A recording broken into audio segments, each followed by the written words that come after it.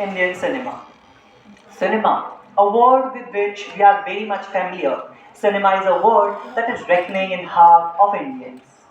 Cinema is like a religion in all of us that is so much consolidated that we all love cinema.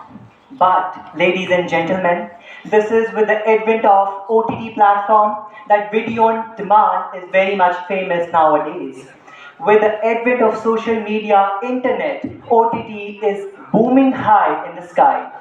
According to its economic aspect, if I talk about a lot of contribution, not only in films production, but in the nation building, it contributes. On an average of 2020 data, 267 billion US dollar is contributed to the Indian economy by OTT platforms. By OTT platforms, there are various businesses that are run throughout our nation. Various entrepreneurs and the people who hail from economically weaker section can showcase their talent, their imagination, their strength on an OTT platform. This is a platform that does not connect people to regional level, to national level, but at the world level, at international level. I feel highly privileged to say that a web series, a documentary, The Elephant Whisperer is recognized at the world level and receives an Oscar award. This is with the advent of OTT platform that today a person can share his or her experiences well innovatively and with well confidence on OTT platform. If I talk about the people who are in working class or they are the people who don't have time to watch movies, they have best platform, that is OTT platform. Video on demand not only allowed an individual to watch that particular show on a place, but it allows an individual to view that place at any place, wherever he wants, wherever and what platform he wants. Talking about its ultimate effects on our young generation, I completely remember Shakuntala Devi's documentary that is published on OTT platform, or another web series of Akshay Kumar, The Lakshmi Bomb, which he portrayed on OTT platform. This is with the advent of OTT platform that entertainment is reached at various levels, at various zones. Our country is a diverse country. Its diverse is not just limited to its culture or diversity, but majestic language and identity that Indians carries within themselves. OTT is a platform that allows people to share their experiences on this platform. OTT, if I talk about its political impact, it has a great political impact as well. There are various, I do believe that there are various information that is might be harming other religion, but Ministry of Information and Broadcasting under the chairmanship of Dr. Anurag is well reckoning on this OTT platform, various barriers and how to deal with these kind of unethical knowledge is well displayed on OTT platform. If I talk about women-centric orientation, various documentaries that are shot on OTT platform is a great and a happy inning of OTT platform. Madani series and series related to women are well depicted on this OTT platform, and the fact that 70% are men watching is kind of change in their thought in the patriarchal society or the time that is prevailing at present. OTT platform has no boundary. It has allowed a poor person or an individual who is not that well established and allows him to speak freely and his thoughts on this social media and OTT platform. OTT platform is a great place to share his or her experience. I would like to conclude and say OTT is not just a platform to share his or her experience, but live an experience. Thank you and have a remarkable day ahead.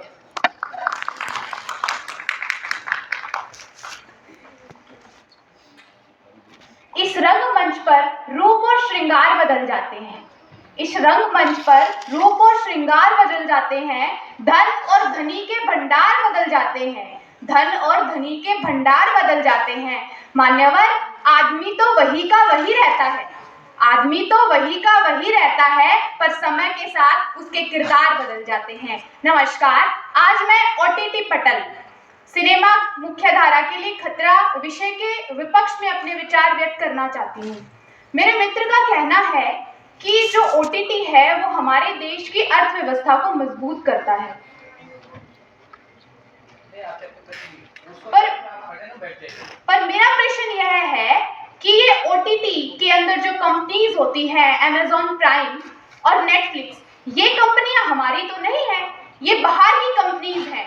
तो अर्थव्यवस्था कैसे मजबूत हुई? जो पैसा आ रहा है वो मेरे भारत को तो नहीं जा रहा, वो कहीं बाहर ही जा रहा है। तो ये कहना गलत है कि ओटीटी हमारे देश की अर्थव्यवस्था को मजबूत कर रहा है।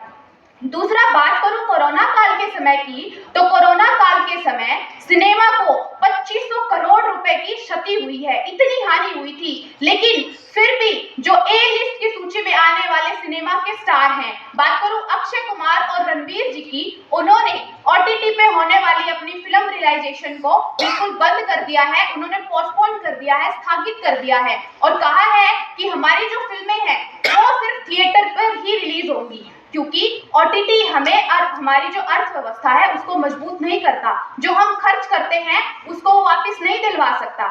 बात करूं अगर युवाओं की, तो मेरे मित्र का कहना कि ओटीटी युवाओं के लिए एक बहुत अच्छा या मानक माना गया है कि काफ़ी अच्छी चीज़ें सिखा रहा है, पर ये ओटीटी के ऊपर जो वेब सीरीज आती हैं, अभी पीछे जो डॉक्टर अनुराग थे, उन्होंने कहा कि तांडव नाम की एक वेब सीरीज थी जिसके ऊपर इतनी गंदी गालियां हुई हैं, इतना गाली गलौज हुआ है जो हमारी संस्कृति को हानि पहुंचा रहा है। और मेरे मित्र कहते हैं कि युवाओं को आगे बढ़ा रहा है। क्या ऐसे ही ओटीटी हमारे युवाओं को आगे बढ़ा रहा है? मुझे समझ ये नहीं आ रहा कि कट गई है या बढ़ गई है दुनिया, मेरे नक्शे से हट गई है दुनिया और तितलियों सा समा गया है मंजर कोई। ओटीटी प्लेटफॉर्म्स में सिमट गई है मेरे थिएटर की दुनिया, ओटीटी प्लेटफॉर्म्स में सिमट गई है मेरे थिएटर्स की दुनिया।